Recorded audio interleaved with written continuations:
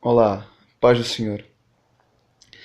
Eu vou continuar a publicar vídeos porque nós estamos vivendo o fim dos tempos, querendo ou não, aceitando ou não, e há uma necessidade muito grande de Deus que nós venhamos a ser, nós, a Igreja, venhamos a ser boca profética do povo de Deus. Nós devemos falar, testemunhar, pregar a palavra de Deus, porque a fé vem pelo ouvir e o ouvir vem pela palavra de Deus.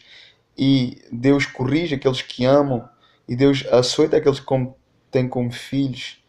E Deus nos chamou para pregar o Evangelho. E eu vou pregar, eu vou estar pondo alguns vídeos. E hoje quero falar um pouco sobre uma palavra que está em Mateus. Ela está em Mateus, capítulo 16, versículo 24. Então disse Jesus aos seus discípulos: Se alguém quiser vir após mim, renuncie-se, ou em outras instruções, negue-se a si mesmo e tome sobre si a sua cruz e siga-me. Para aquele que quiser achar a sua vida, perdê-la-á. Mas quem perder a sua vida por amor a mim e ao Evangelho, achá-la-á. Ou seja, Mateus 16, 24. Então disse Jesus aos seus discípulos: Se alguém quiser vir após mim, renuncie-se, ou em outras introduções, negue-se a si mesmo e tome sobre si a sua cruz e siga-me.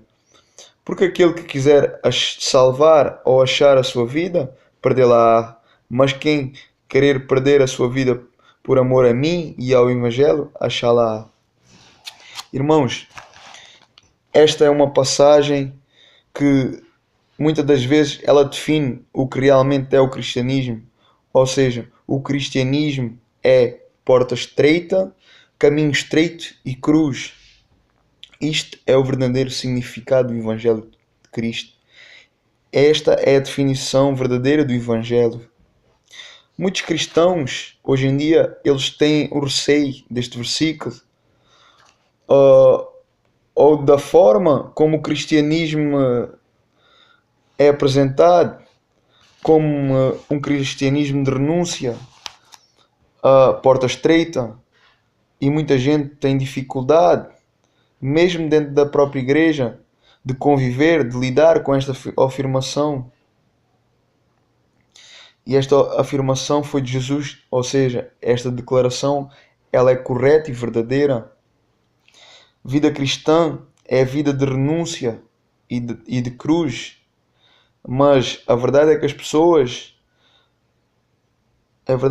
que hoje em dia há pessoas vivendo alguns anos dentro das igrejas, elas congregando e convivendo com esta afirmação de Jesus Cristo, mas na verdade elas não, mas na verdade elas não aceitam isso na totalidade. Elas elas não deixam o evangelho, elas não deixam as suas congregações, mas elas vivem uma vida cristã amargurada. Ou seja, algumas pessoas, elas passam vários anos da igreja, mas elas não têm a mente de Cristo. Elas não são espirituais. É óbvio que nunca vão entender o evangelho, porque para eles a cruz é loucura.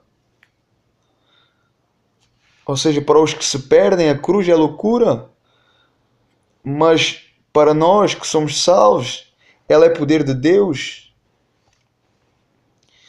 E se a pessoa se diz cristã, mas ela não tiver a mente de Cristo, ela vai ter dificuldade para compreender. E mesmo até aquelas pessoas que são até um pouco espirituais, que já estão há algum tempo na sua caminhada cristã, mesmo essas, às vezes, elas questionam, elas murmuram, talvez internamente para elas mesmas, o porquê de tanta exigência, o porquê de tanta pressão, o porquê do fardo que é posto em cima daqueles que se convertem. Ou seja, onde é que eu quero chegar? Eu quero dizer que hoje em dia estamos vivendo um tempo que, que para muitas pessoas o cristianismo ele é um fardo, ele é um peso. O cristianismo, por causa desta afirmação do que este versículo diz, para alguns ele se torna um fardo, ele se torna um peso. A verdade é que tem muita gente, mesmo dentro da própria igreja, que se sentem até condenados por ser cristãos. Ou seja, é uma condenação para elas. É como se eles estivessem condenados a ser salvos. É como se eles estivessem condenados a ir para a vida eterna. É como se eles estivessem condenados a ter o Espírito de Deus. Porque essa é a maneira que eles expressam. É a maneira como eles expressam o cristianismo. De maneira amarga. Que parece que eles estão condenados, que eles foram condenados. Porque Deus decidiu tirar vários pontos das suas vidas. Porque Deus decidiu que nós devemos abdicar de muita coisa, abrir mão das nossas vontades. Ou seja, isto aqui tenho que deixar, isto aqui tenho que abdicar, isto aqui não posso fazer porque vou pecar. E elas vivem como se o Evangelho fosse um fardo. Porque elas, muitas das vezes, essas pessoas até acabam por fazer chantagem com Deus, dizendo: Senhor, se é assim eu não quero. Se o Senhor não fizer isto eu não quero. Assim eu não quero. Assim eu vou deixar a igreja. Assim eu não gosto. É completamente absurdo. Ou seja, acabam por querer fazer chantagem com Deus. Ou seja, como se o próprio Deus precisasse delas. Como se Deus precisasse delas para alguma coisa. Como se Deus, sem nós, Ele não fosse a continuar a ser Deus. Mas Deus sem nós, Deus sem eles, Ele continua a ser Deus. Mas nós sem Deus, nós não somos nada, nós somos ninguém. Mas Ele continua a ser Deus. Ele não precisa de Deus para nada. Mas nós precisamos de Deus a cada dia, a cada momento, a cada circunstância. A cada amanhecer nós precisamos de Deus. E hoje em dia as pessoas pensam que Deus precisa delas para alguma coisa. Mesmo pessoas dentro da igreja, vivendo um evangelho, uma vida hipócrita, achando que Deus precisa delas, mas Deus não precisa de ninguém. Deus é Deus. Ele criou o céu e a terra. Ele criou tudo sozinho. Ele não precisou de ninguém. Então, para que é que Deus precisa de nós? Ele não precisa de nós para nada, mas nós precisamos dele todos os dias da nossa vida. Nós não somos nada sem Ele. Nós precisamos sim dele. Deus não precisa de ninguém. Mesmo pensando que Deus precisa de ti, eu quero dizer que Ele não precisa de ti para nada. Mas tu precisas dele sim. Precisas te humilhar, te render a Ele, reconhecer que sem Ele não és nada, porque tu não és, mas Ele é. A Bíblia fala em Apocalipse, capítulo 21 e 22, que Está consumado todo o plano. O futuro já foi estabelecido. Ninguém vai ao mudar isso. Ninguém pode impedir os planos de Deus. Ninguém pode impedir o agir de Deus. Nem um cristão descontente, nem tu descontente. Nós não podemos. Nós temos que tomar a cruz.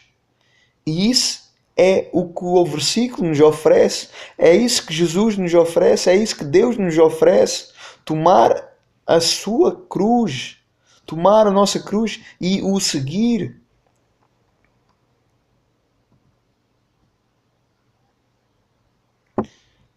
Senhor, abre os nossos olhos. Abre o nosso entendimento. Para que nós possamos realmente ter a tua visão. Leva-nos ao teu entendimento pleno, à tua plenitude. Irmãos, muitos dizem que Deus é ditador, que Deus é egocêntrico, que Deus é egoísta, que Deus é desumano, que Deus é frio. Muitos dentro da própria igreja dizem isso. Mas sabem porquê? Porque Deus, em Oséias 4:6, Deus diz: o meu povo, ele está perecendo por falta de conhecimento. O meu povo está morrendo por falta de conhecimento. O meu povo está sendo destruído por falta de conhecimento. Ou seja, uma interpretação equivocada das Escrituras, uma maneira carnal de ver o versículo, de interpretar o versículo, de interpretar a palavra de Deus. Mas a palavra de Deus nos mostra este versículo, aqui que Jesus fala, que nós devemos nos negar a nós mesmos e tomar a nossa cruz. Este versículo nos mostra o quanto Deus é misericordioso. Mostra-nos o quanto Ele é bom, o quanto Deus é generoso. Ele nos mostra o quanto Ele está nos chamando para fazer algo que só vai somente nos beneficiar. Porque a verdade é que não tem nada do que o homem possa se beneficiar a si próprio. Ou seja, Jesus nos chama. Aliás, Jesus, Ele nos diz, quem quiser me seguir, tome-se a sua cruz e siga-me. Ou seja, se alguém quiser seguir Cristo, ou seja, se alguém quiser ser seguidor de Jesus, ser cristão, nascido de novo, então, primeiramente, nós temos que lhe seguir. Mas muita gente não gosta de o seguir. Por quê? Porque aqui o seguir é o próprio Jesus dizendo: segue-me, mas para onde? Perguntamos nós. Mas Deus diz: deixa o mundo corrompido, degradável, imperfeito e segue-me, porque eu te levarei a algo perfeito, algo eterno, algo bendito. É isso que Ele está propondo a nós. É isso que Deus está nos propondo. É isso que Deus está propondo a ti. É isso que Deus está propondo à igreja. Ela é a maneira. Ela. O que é que a cruz? Porquê a cruz? Porque a cruz, ela é o remédio. Ela é o instrumento. Ela é a maneira.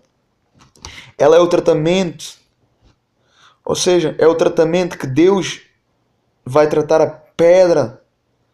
É o tratamento que Deus vai purificar e tornar ela preciosa. É isso que a cruz faz por nós.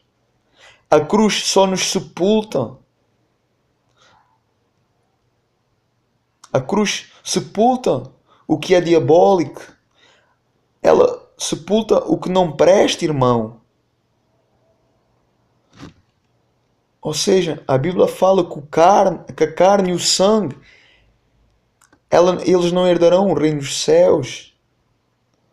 Ou seja, negar-nos a nós mesmos, negar-se a si mesmo, é aqui que entra o conflito. Negar-se a si mesmo, como é isso? O que significa isso? É aqui que entra o nosso conflito. Porquê?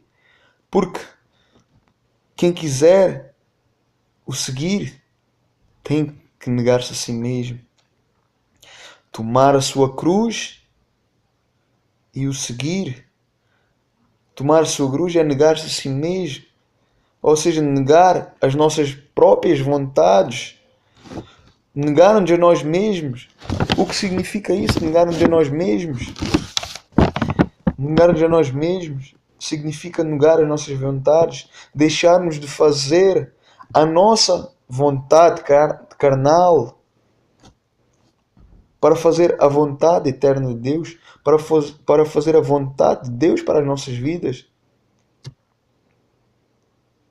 Ou seja, aqui é o maior exemplo que nos mostra que é o contrário de como muita gente pensa, de como muita gente interpreta o viver para Deus, o cristianismo, ou seja, existe muita gente que pensa que agrada a Deus, existe muita gente que continua dentro da igreja, mas que ainda não entendeu.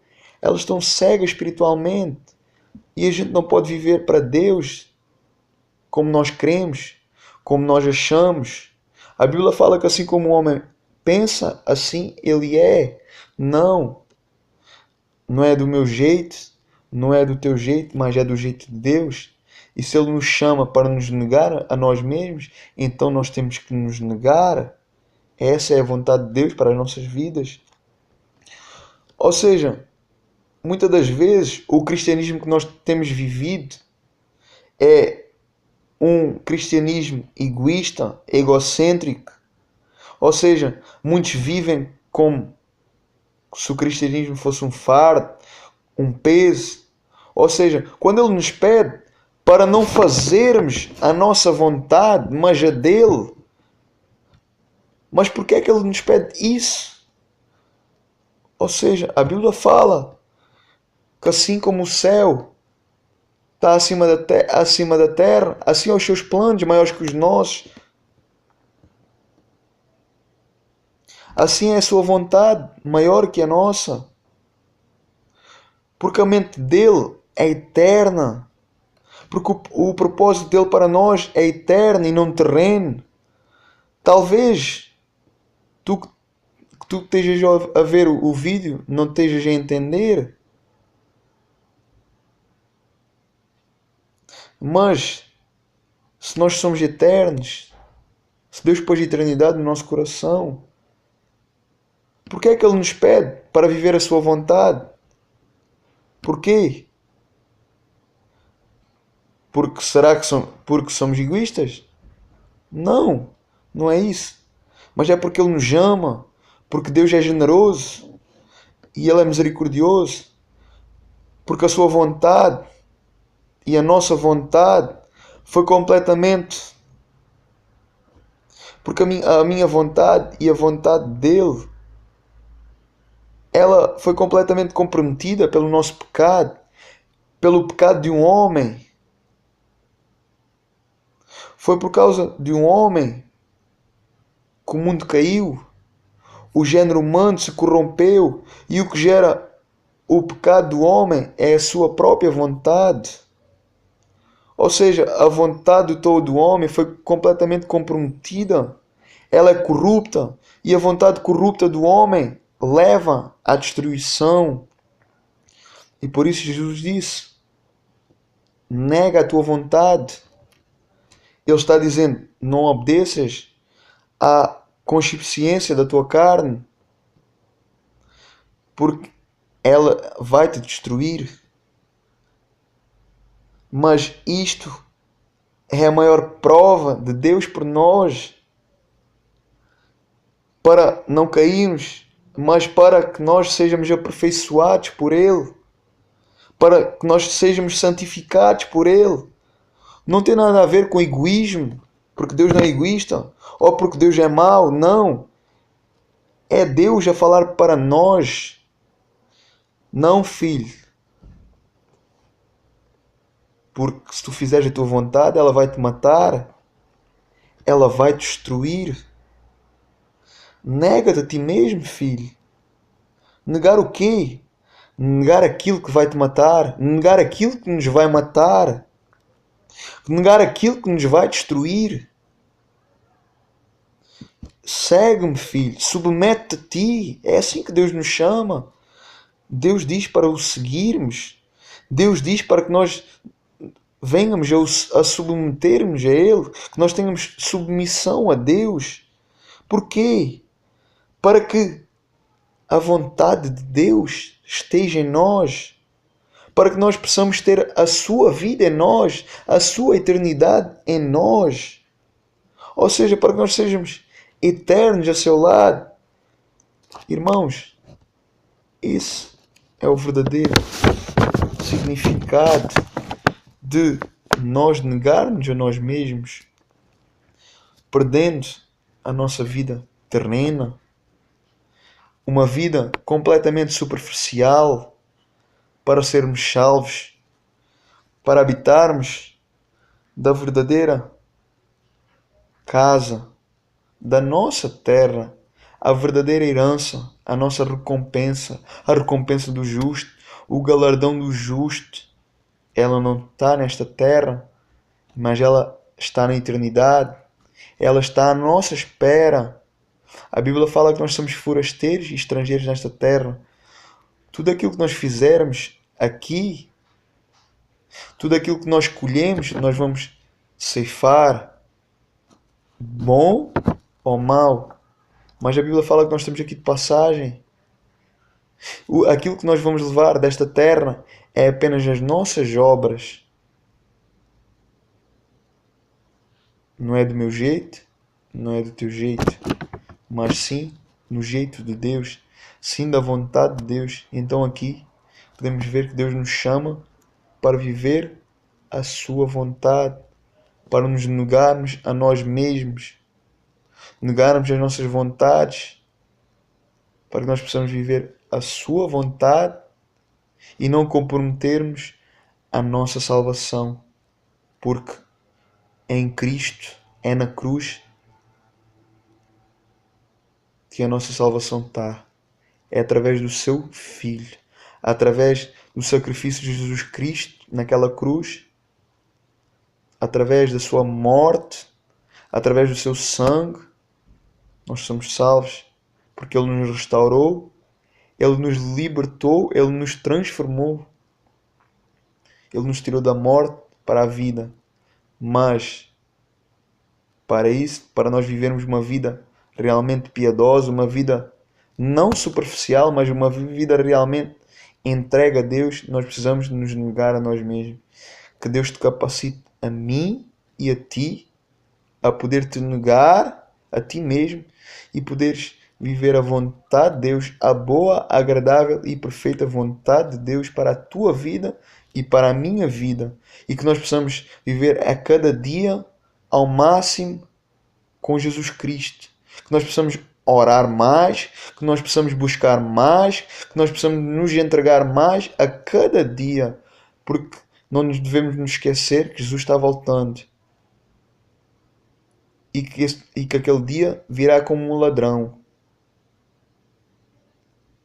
Que nós possamos perseverar a oração, que nós possamos orar sem cessar, que nós possamos buscar Deus como nunca buscámos, que nós possamos buscar Deus como nunca buscámos, que nós possamos orar como nunca orámos, que nós possamos louvar como nunca louvamos, que nós possamos meditar como nunca meditamos, que nós possamos buscar Deus a cada dia, a cada momento, e que nós possamos, e que Deus venha agravar o sacrifício de Jesus Cristo dos nossos olhos.